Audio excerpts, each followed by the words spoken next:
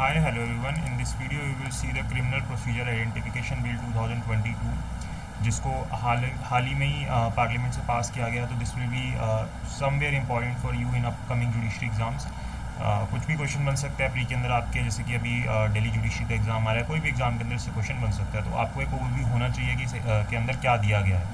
उससे पहले मैं आपको एक इन्फॉर्मेशन दे दूँ कि अगर आप अपनी प्रिपरेशन कर रहे हैं जुडिशरी की, तो उसके लिए आप अनअकैडमी के प्लेटफॉर्म को यूज़ कर सकते हैं. अनअकैडमी के प्लेटफॉर्म के ऊपर डेली स्पेशल क्लासेस होती हैं.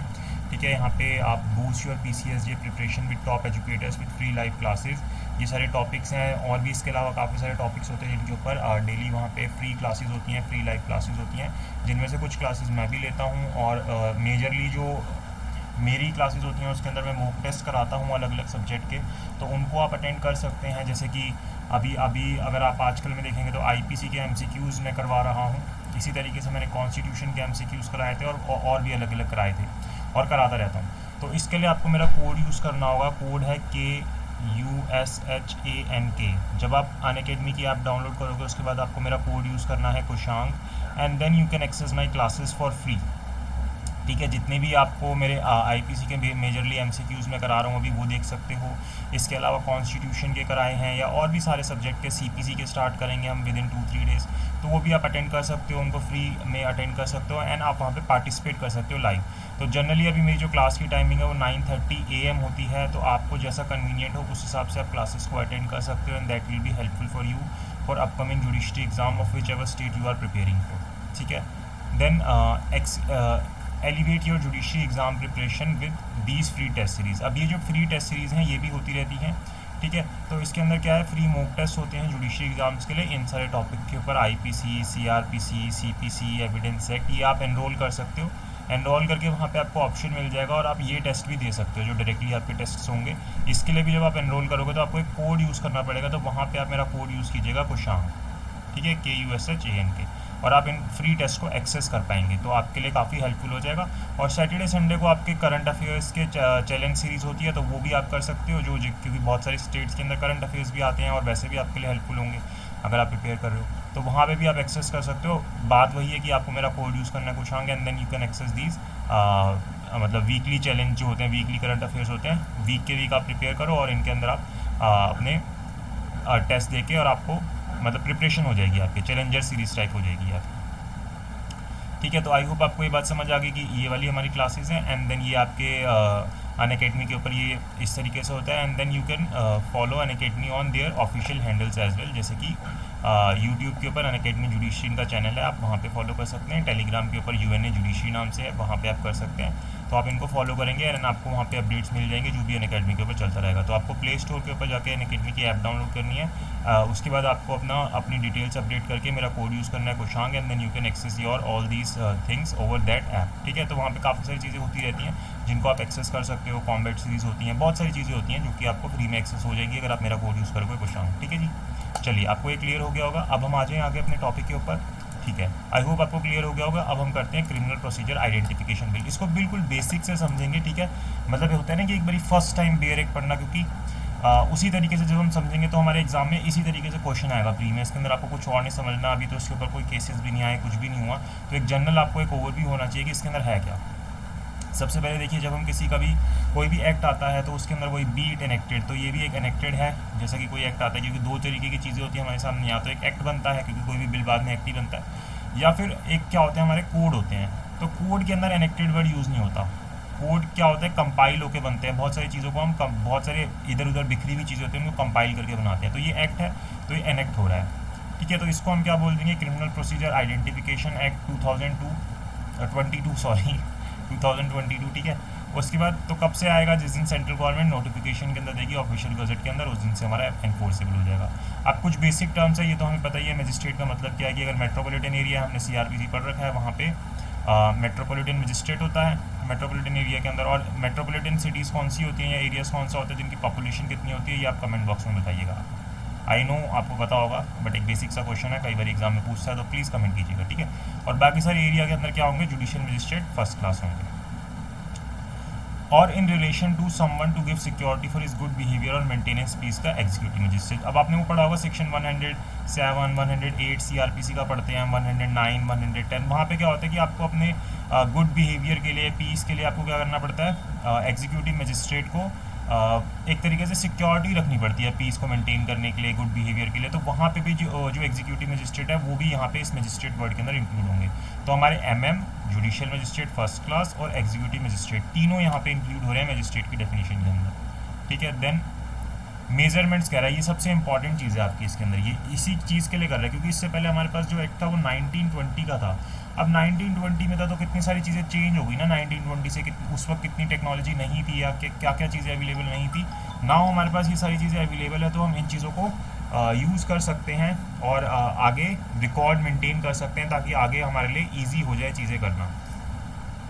तो उसी के लिए बोल रहा है कि मेजरमेंट किस किस चीज़ को इंक्लूड करेगा, जैसे कि आपके फिंगर इंप्रेशंस हो गए, पाम प्रिंट इंप्रेशंस हो गए, फिंगर के ऊपर इंप्रेशंस होते हैं, जैसे जब वो ये बहुत बढ़िया मैंने हाथ बनाया है जादुई हाथ है, तो यहाँ पे फिंगर इंप्रेशन हो गए आपके, ये हो गए इसके अंदर, पाम के पूरे प्रिंट इंप्रेशन हो गए, ठीक है, जैसे वो आधार कार्ड बनवाने जाते हैं उसमें देखा होगा ना, ऐसे फुट प्रिंट इंप्रेशंस हो गए, फुट के इंप्रेशंस लेना, फोटोग्राफ्स लेना, इरीज और रेटिना जो आईज के अंदर हमारे होते हैं उनको फिजिकली स्कैन करके उनके बारे में लेना, क्योंकि ना इससे बाद में अगर आपको एक बार ले लिया तो हर एक इंसान की इरीज या ये इंप्रेशंस ये सारी चीज़ें अलग अलग होती है, तो हमारे लिए ईजी हो जाता है आइडेंटिफाई करना। Physical biological samples and their analysis, behavioural attributes including signatures लेना, हैंड राइटिंग लेना या किसी और तरीके की एग्जामिनेशन करना, जो कि हमें कहाँ पे दे रखी है section 53 and 53A of CrPC के अंदर। इसके अंदर आप ध्यान रखना कि आपको कौन से केसेस और पढ़ने होते हैं साथ में, यहाँ पे जैसे कि सेल्वी वाला केस आता है, काली कट्टू उगड़ वाला केस आता है, तो प्लीज़ उनको भी पढ़िएगा साथ में जब भी इन सेक्शंस को पढ़ रहे हैं आप, ठीक है, वो इंपॉर्टेंट हो जाते हैं साथ में पढ़ना। तो यहाँ पे एक तरीके से इन सारी चीज़ को एक लीगल बना दिया गया एक्ट को पास करके कि ये सारे मेजरमेंट्स आपके लिए जा सकते हैं और ये अनकॉन्स्टिट्यूशनल नहीं है। ये जो केसेस के मैंने नाम लिए वहाँ पे भी आपको समझाई गई है बात। देन पुलिस ऑफिसर कौन है, तो जो ऑफिसर इंचार्ज है पुलिस स्टेशन का या जो कि हेड कांस्टेबल से रैंक के नीचे का नहीं है उसको हम पुलिस ऑफिसर बोल रहे हैं। प्रिस्क्राइब मतलब कि जो भी रूल्स प्रिस्क्राइब किए जा रहे हैं सेक्ट के अंदर। प्रिजन ऑफिसर कौन हो जाता है, जो कि हेड वार्डर से नीचे का नहीं है, से रैंक के नीचे का नहीं है। जैसे हमारे पुलिस स्टेशन के अंदर हेड कांस्टेबल की रैंक होती है उससे ऊपर के हम पुलिस ऑफिसर ले रहे हैं, ऐसी जो जेल होते हैं, जेल प्रिजन अथॉरिटीज़ होती है वहाँ पे हेड वार्डर होता है, उससे ऊपर की जितनी भी अथॉरिटीज़ हैं उनको हम प्रिजन ऑफिसर्स मान रहे हैं। ठीक है जी, आई होप आपको यहाँ तक समझ आ रहा हो। और बस इसने यहाँ पे बोल दिया कि अगर कोई वर्ड्स एंड एक्सप्रेशन यहाँ पे यूज़ किए गए हैं और डिफाइन नहीं किया गया तो उसका मीनिंग आप कहाँ से ले लेना, आईपीसी और सीआरपीसी से आप उनका मीनिंग ले लेना, उनका मीनिंग सेम ही होगा जो वहाँ पे दिया गया है। अब यहाँ पे क्या बता रहा है, टेकिंग ऑफ मेजरमेंट। अब ये इसने मेन चीज़ बताइए कि किस तरीके से हम मेजरमेंट ले सकते हैं। ठीक है जी, अब देखो किसका मेजरमेंट लेना है ये हमें ध्यान रखना है। एनी पर्सन, ठीक है, कोई भी व्यक्ति हु हैज़ बीन कन्विक्टेड, तो सबसे पहली बात तो आ गई वो कन्विक्टेड होना चाहिए of an offence punishable under any law for the time big in force. तो कोई ऐसा व्यक्ति जो कि क्या है, कन्विक्टेड है मतलब कि जिसको कन्विक्शन हो चुकी है, convicted of an offence punishable under any law for the timing in force, किसी भी ऑफेंस के अंदर उसको पनिशमेंट हो रखी है। अब ये किसी का भी मतलब ये नहीं है कि किसी के भी अंदर अभी आगे बताएगा कि कौन से के अंदर, ठीक है। और किसके अंदर किया जा सकता है, और order to give security for good behaviour, या फिर जिससे हम गुड बिहेवियर के लिए सिक्योरिटी ले रहे हैं ना कि भाई तू गुड बिहेवियर मेंटेन करेगा, पीस मेंटेन करेगा, जिसके लिए सेक्शन 117 के अंदर ऑर्डर निकलता है पूरी इंक्वायरी होने के बाद 107, 108, 109, 110 के अंदर, तो उनका भी ये रिकॉर्ड मेंटेन किया जा सकता है और ये बहुत हेल्पफुल होगा अगर ये चीज़ें की जाएंगी इन लोगों के लिए। ठीक है, तो इनसे सिक्योरिटी ली जा सकती है और उनके इस डाटा को मेंटेन किया जा सकता है। और अरेस्टेड इन कनेक्शन विद, अब यहाँ पे कौन था, कन्विक्टेड व्यक्ति था, ए पॉइंट के था। यहाँ पे कौन है, अरेस्टेड, यानी कि अरेस्टेड तो किसी को भी कर सकते हो ना आप, तो अरेस्टेड मतलब कि कन्विक्शन नहीं हुई है उसको। लेकिन देखो यहाँ पे अरेस्टेड भी किस चीज़ के लिए, यहाँ पे किस चीज़ के लिए बोल रहा है, offence punishable under any law for the timing in force for detained under any preventive detention law. किस चीज़ के लिए अरेस्ट कर रहे हो, प्रिवेंटिव डिटेंशन लॉ के लिए आप उसको अरेस्ट कर रहे हो, ठीक है, या फिर किसी और लॉ के अंदर उसको अरेस्ट कर रहे हो। दो चीज़ें हो गई यहाँ पे, arrested in connection with an offence punishable under any law for the timing in force, और या फिर किसी प्रिवेंटिव डिटेंशन लॉ के अंदर। तो दोनों में से किसी भी चीज़ के अंदर आप उसको अरेस्ट कर रहे हो तो यहाँ पे उसके डाटा को मेंटेन कर सकते हो। तो कन्विक्टेड वाले को भी कर सकते हो, जिसके लिए आप सिक्योरिटी ले रहे हो उसको भी कर सकते हो, जिसको अरेस्ट कर रहे हो किसी लॉ के अंडर, ठीक है, या फिर प्रिवेंटिव डिटेंशन लॉ के अंदर, उसका भी इस तरीके से आप डिटेल ले सकते हो, ठीक है, मेजरमेंट ले सकते हो। यहाँ पे क्या बोलता है, shall if so required allow his measurement to be taken by police officer. अब यहाँ क्या करना है, अलाउ करना है, ऐसे ही पुलिस नहीं ले लेगी, जब तक पुलिस को अलाउ नहीं होगी तब तक नहीं करेगी। और a prison officer in such a manner as may be prescribe by the central government और स्टेट गवर्नमेंट। तो स्टेट गवर्नमेंट सेंट्रल गवर्नमेंट बताएगी किस तरीके से इनको अलाउ किया जाएगा कि किसका मेजरमेंट लेना है और किसका नहीं लेना, पुलिस ऑफिसर या प्रिजन ऑफिसर को। अभी आपको पता है कि पुलिस ऑफिसर कौन है, प्रिजन ऑफिसर कौन है, हमने ऊपर देख लिया, हेड कांस्टेबल और हेड वार्ड से ऊपर का व्यक्ति जो होता है। और आगे क्या बोल देते हैं, provided that any person arrested for offence committed under any law for the time being in force except for the offence committed against women, child और any other offence punishable with imprisonment for a period not less than 7 years। यानी कि अगर कोई व्यक्ति अपराध कर रहा है किसके अगेंस्ट, वुमेन के अगेंस्ट, चाइल्ड के अगेंस्ट या कोई और ऑफेंस कर रहा है, लेकिन उसके अंदर जो पनिशमेंट है वो 7 साल के कम की नहीं है, ठीक है, तो may not be oblige to allow taking is biological sample under the provisions of this section. तो उस व्यक्ति के लिए फिर यहाँ पे मे वर्ड लगा दिया कि उसको यहाँ पे ऑब्लाइज नहीं किया जा सकता या किया जाएगा, मर्जी के ऊपर डिपेंड कर दिया कि उसके सैंपल्स लिए जाएं इस सेक्शन के अंदर, ठीक है। पर इन लोगों के लिए तो यहाँ पे एक्सेप्शन दिया, इनके तो लिए ही जाएंगे। अगर आप वुमेन, चाइल्ड या 7 साल से ऊपर वाले क्राइम में करोगे फिर तो पक्का ही पक्का है, ठीक है। आई होप आपको समझ आ रहा हो कि यहाँ पे क्या बात बोली जा रही है। उसके बाद यहाँ पे क्या किया गया, कुछ भी क्लिक हो जाता है कभी कभी तो। अच्छा, उसके बाद क्या किया यहाँ पे, अभी कौन कलेक्ट करेगा उसके बारे में बता दिया, तो इसको देख लेते हैं क्या बोलता है। तो यहाँ पे एक नेशनल क्राइम ब्यूरो है, द नेशनल क्राइम ब्यूरो जिसको NCR भी बोलते हैं, shall in the interest of prevention detection investigation and prosecution of any offence under any law for the time being in force. तो देखो ये जो है एक ब्यूरो बनाई गई है, वो ये काम कर सकती है। उसके लिए वो क्या कर सकती है, collect the record of measurement from state government और यूनियन टेरिटरी एडमिनिस्ट्रेशन और any other law for enforcement agency. यानी कि कोई भी एजेंसी है या स्टेट गवर्नमेंट है, यूनियन टेरिटरी है, जो भी ये रिकॉर्ड मेंटेन कर रहे हैं, जिन्होंने भी ये मेजरमेंट ली है, उनसे इस डाटा को कलेक्ट कर सकती है, जो NCRB है, नेशनल क्राइम रिकॉर्ड्स ब्यूरो है, ठीक है। एंड देन कलेक्ट करने के बाद क्या कर सकती है, स्टोर, प्रिजर्व एंड डिस्ट्रॉय कर सकती है जो भी ये मेजरमेंट्स का रिकॉर्ड बनाया गया है नेशनल लेवल पर। देखिए नेशनल लेवल की एजेंसी है जो कि एक सेंट्रलाइज वे के अंदर ये चीज़ों को मेंटेन करेगी। Process such records with relevant crime and criminal records, और उनको प्रोसेस भी कर सकती है। अब जैसे चेक करना है कि कहाँ पे क्या चीज़ें हैं, किसी का रिकॉर्ड चेक करना है, डाटा से मैच करना है, तो ये सारी चीज़ें NCRB कर सकता है। Share and disseminate such record with any law enforcement agency in such manner as may be prescribe. और इस इन्फॉर्मेशन को अगर शेयर करना है, डिसएमिनेट करना है मतलब उन तक पहुंचाना है किसी भी एनफोर्समेंट एजेंसी तक, यानी कि पुलिस हो गई, CBI होगी, कोई भी लॉ एनफोर्समेंट एजेंसी होगी, उनके साथ ये कर सकता है जो मैनर प्रिस्क्राइब किया जाएगा उसके साथ, उस तरीके से। तो NCRB को ये सारी पावर दी गई है कि वो इस डाटा को मेंटेन कर सकती है, मतलब स्टोर कर सकती है अपने पास। एंड देन कितने टाइम तक स्टोर करेगी वो भी हमें बता दिया। तो ये जो रिकॉर्ड होगा मेजरमेंट का, ये कितने टाइम तक होगा, रिटेन किया जाएगा, और electronic form for a period of 75 year from the date of collection of such measurement. 75 साल तक ये मेंटेन किया जाएगा। इतने साल तो लोगों की लाइफ नहीं होती, अब कोई क्राइम पैदा होते तो करेगा नहीं, 20-25 साल की उम्र में क्राइम करेगा, 75 साल तक डाटा मेंटेन कर रहे हैं।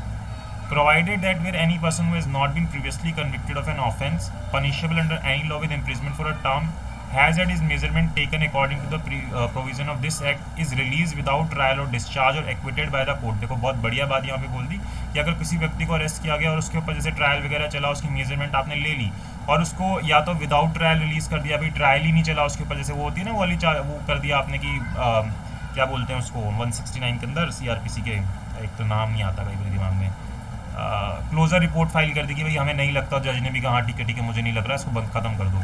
फिर या तो डिस्चार्ज कर दिया आपने, चार्ज ही फ्रेम नहीं है उसके ऊपर, या एक्विटल कर दिया, ट्रायल चला उसके बाद एक्विट हो गया, तो फिर वहाँ पे क्या किया जा सकता है, after exhausting all legal remedies all records of measurement so taken shall unless a court or magistrate for a reason to be recorded in writing otherwise direct be destroyed from records। तो उसके जितने भी records होंगे ना उनको destroy किया जा सकता है, या तो जज बोल दे नहीं इसके ना इसके डिस्ट्रॉय मत करना, इसके लिए इंपॉर्टेंट है रखना, जो भी रीज़न देगा जज उसका, ऐसा नहीं कि ऐसी कुछ भी बस बोल दिया तो बोल दिया, रीज़न देगा जज उसका कि क्यों इसके डाटा को मेंटेन किया जाए। अगर नहीं बोलता तो फिर उसके डाटा को फिर क्या किया जाएगा, डिस्ट्रॉय किया जा सकता है, ठीक है, डिस्ट्रॉय किया जाएगा उसके डाटा को, क्योंकि वो ऑफेंडर थोड़ी ना क्यों उसका डाटा आप मेंटेन कर रहे हो, या ना आपने उस पर ट्रायल चलाया, ना आपने उसको डिस्चार्ज कर दिया, आपने उसको एक्विट कर दिया, वो तो एक नॉर्मल व्यक्ति हो गया। फिर तीसरी बात क्या बोल रहा था, स्टेट गवर्नमेंट और union territory administration may notify an appropriate agency to collect, preserve और share the measurement in their respective jurisdiction. अब यहाँ पे स्टेट गवर्नमेंट और यूनियन टेरिटरी एडमिनिस्ट्रेशन के लिए, इसने दोनों के लिए बात बोल दी कि क्या कि वहाँ पे वो अपनी एक एप्रोप्रिएट एजेंसीज बना सकती हैं जो कि इस सारे डाटा को कलेक्ट, प्रिजर्व या शेयर करेंगी जितनी भी ये मेजरमेंट्स ली जाएंगी अपनी अपनी जुरिसडिक्शंस के अंदर, ठीक है। उसके बाद ये पावर दी गई है, किसकी पावर दी गई है? मजिस्ट्रेट की पावर दी गई है। क्या पावर दी गई है? कि जो मजिस्ट्रेट है वो डायरेक्शन दे सकता है कि किसी व्यक्ति को कि उसकी मेजरमेंट ली जाए, वाली जो हाथ की, पाम की या फुट इम्प्रेशन, ये सारी चीज़ें। तो क्या बोलता है कि where magistrate is satisfied that for the purpose of any investigation or proceeding under CRPC or any other law for the time being in force, it is expedient to direct any person to give measurement under this act. The magistrate may make an order to that effect, and in that case the person to whom the order relates shall allow the measurement to be taken in conformity with such directions. तो यहाँ पे simple सी बात है, magistrate satisfy होना चाहिए कि इसकी measurement लेनी है, चाहे प्रोसीडिंग CRPC में चल रही हो या किसी और लॉ के अंदर चल रही हो, क्रिमिनल लॉ के अंदर कहीं पे भी चल रही हो। अगर मैजिस्ट्रेट सेटिस्फाई होते हैं तो ये डायरेक्शन दे सकते हैं कि इस व्यक्ति की मेजरमेंट ली जाए और उस व्यक्ति की फिर मेजरमेंट ली जाएगी। ठीक है, तो उसको मेजरमेंट देनी ही पड़ेगी, उसको शेल वर्ड बोला है कि उसको अलाउ करना ही पड़ेगा कि ये जो भी डायरेक्शन है इसके हिसाब से अपनी मेजरमेंट्स दे, उसकी फिंगर इम्प्रेशंस, पाम इम्प्रेशंस या उसके फुट इम्प्रेशंस या जो इरीज बोली है, रेटिना बोली है, जिसका भी है सिग्नेचर, हैंड राइटिंग, जो भी चीज़ है उसको फिर देनी पड़ेंगी। देन क्या बोल रहा है आगे? Resistance to allow taking measurements. If a person who is required to allow the measurement to be taken under this act resist और refuse to allow taking such measurement, वो रेजिस्ट करता है या रिफ्यूज करता है कि भाई मैं नहीं दूंगा, तो it shall be for the lawful for the police officer और prison officer to take such measurement in such manner as may be prescribe. तो वो अपने फिर इसके लिए मेजरमेंट ले सकते हैं, अब आपको पता है कि वो मेजरमेंट क्या होते हैं। ठीक है जी। रेजिस्टेंस और refusal to allow taking measurement under this act shall be deem to be offence under section 186 of IPC, और उसको एक ऑफेंस भी बना दिया। मेन चीज़ तो ये है, ये जो मेजरमेंट लेने के तरीके हैं यहाँ पे आपको पता है क्या होगा उससे, बट ये मेन चीज़ है कि 186 के अंदर इसको हमने एक ऑफेंस बना दिया। आप नहीं दोगे तो ये लो आपके ऊपर एक और सेक्शन लग गया, एंड देन आपने एक और क्राइम कमिट कर दिया और इसके अंदर आप अब अपनी सजा भुगतो। बार और सूट की बात कर रहा है कि नो सूट और other proceeding shall be lie against any person for anything done और intended to be done in good faith under this act और एनी रूल मेड देयरअंडर। ये सबको प्रोटेक्शन दे दी। ये जो पुलिस ऑफिसर है, मजिस्ट्रेट हैं या वार्ड ऑफिसर है, प्रिजन ऑफिसर है, यानी कि इन सबको प्रोटेक्शन दे दी कि अगर इस एक्ट के अंदर वो कुछ भी कर रहे हैं गुड फेथ के अंदर तो उनके ऊपर कोई भी प्रोसीडिंग सूट वगैरह नहीं होगा। सिंपल सी बात है, उनको भी तो प्रोटेक्ट करेंगे ही ना। एंड देन यहाँ पे सेंट्रल गवर्नमेंट और स्टेट गवर्नमेंट को पावर दे दी कि वो नोटिफिकेशन से कुछ भी रूल्स निकाल सकते हैं ऑफिशियल गजट के अंदर इस एक्ट को आगे मतलब कि फॉलो करने के लिए या और आगे मतलब सही इसके पर्पस को फुलफिल करने के लिए रूल्स बनाए जा सकते हैं, किस तरीके से क्या चीज़ें होंगी। ये डेलीगेशन कर देते हैं ना लेजिस्लेशन का, वही चीज़ है, जहाँ पे भी रूल बनाने की पावर कर देते हैं और डेलीगेशन ऑफ लेजिस्लेशन हो जाता है, तो डेलीगेट कर दी एक तरीके से। In particular and without prejudice to the generality of the foregoing provisions, such rules may provide for all or any of the following matters namely। अब ये बता रहा है कि यहाँ पे जो रूल्स है किस किस चीज़ के रिगार्डिंग बनाए जा सकते हैं, कि किस तरीके से मेजरमेंट ली जाएगी सेक्शन 3 के अंदर, किस तरीके से कलेक्ट किया जाएगा, स्टोर प्रिजर्व किया जाएगा सेक्शन 4 सब सेक्शन 1 के अंदर, क्या मैनर ऑफ टेकिंग मेजरमेंट क्या होगा सेक्शन 6 सब सेक्शन 1 के अंदर, और कोई और मैथड जो भी प्रेस्क्राइब किया जाएगा तो उन सब के रिगार्डिंग रूल्स बनाए जा सकते हैं। ठीक है। Every rule made by central government of this act shall be laid as soon as may be after it's made before each house of parliament। ये फिर प्रोसीजर बता रहा है किस तरीके से पास होगा, दोनों उसके सामने रखो, वो पास करेगा, वो सारी चीज़ें हो जाती हैं, कॉन्स्टिट्यूशन से पढ़ा ही हुआ हमने। Every rule made under state government of this act shall be laid as soon as may be after it's made before each house of the state legislature where it consists of 2 houses or where such legislature consists of 1 house before the house। तो अब वो state government के लिए बोल रहा है, ये ऊपर वाले में सेंट्रल गवर्नमेंट के लिए बोल रहा था। स्टेट गवर्नमेंट ने रूल बनाया तो वही अपनी लेजिस्लेचर के सामने रखेगा, और अगर वहाँ पे स्टेट लेजिस्लेचर और दोनों मतलब हाउसेज हैं, जैसे किसी किसी स्टेट के अंदर हमारे यहाँ ना यूपी के अंदर, महाराष्ट्र के अंदर दोनों हाउसेज होते हैं, वो क्या कहते हैं उसको, यार एक नाम निकल जाता है दिमाग से मेरे, शॉर्ट टर्म मेमोरी लॉस हो रही है मेरी, चलो कोई बात नहीं। जैसे यार MP और 2 होते हैं लोकसभा राज्यसभा, ऐसे स्टेट लेजिस्लेचर और दूसरे क्या बोलते हैं विधान परिषद। हाँ, विधान परिषद। तो स्टेट में दो होती है किसी किसी स्टेट में, तो वहाँ दोनों जगह पे रखा जाएगा, और जिन स्टेट में सिर्फ असेंबली है वहाँ पे सिर्फ असेंबली में रखा जाएगा। ठीक है। फिर यहाँ पे पावर दे दी कि कोई डिफिकल्टीज़ है तो वो रिमूव की जा सकती हैं ऑफिशियल गजट में निकाल के। रिपील एंड सेविंग्स दे दी, जो पुराने वाला 1920 का एक्ट था वो खत्म हो जाएगा, आइडेंटिफिकेशन ऑफ प्रिजनर्स एक्ट, तो उसको रिपील कर दिया गया है। तो यहाँ पे हमारा ये एक्ट ख़त्म हो जाता है। ठीक है जी, आई होप आपको समझ आया हो। यहाँ पे फिर ये इसने बोल दिया कि रीजंस क्या हैं क्यों इसको बनाया, तो वही सब चीज़ें मैंने जो आपको शुरू में बताई थी कि क्या ज़रूरत है इसकी, बहुत सारी चीज़ें चेंज हुई, ये हुआ वो हुआ, वो सारी बातें यहाँ पे लिखी हुई है ना। हमारे ऑनरेबल जो मिनिस्टर हैं कौन, अमित शाह, होम मिनिस्टर जो है, लॉ मिनिस्टर, मतलब उस चीज़ के लिए उन्होंने इसको फिर पास कर दिया, मिनिस्ट्री। ठीक है जी, ओके जी, एनी प्रॉब्लम तो आप कमेंट बॉक्स में कमेंट कीजिए, नहीं प्रॉब्लम तो बहुत बढ़िया।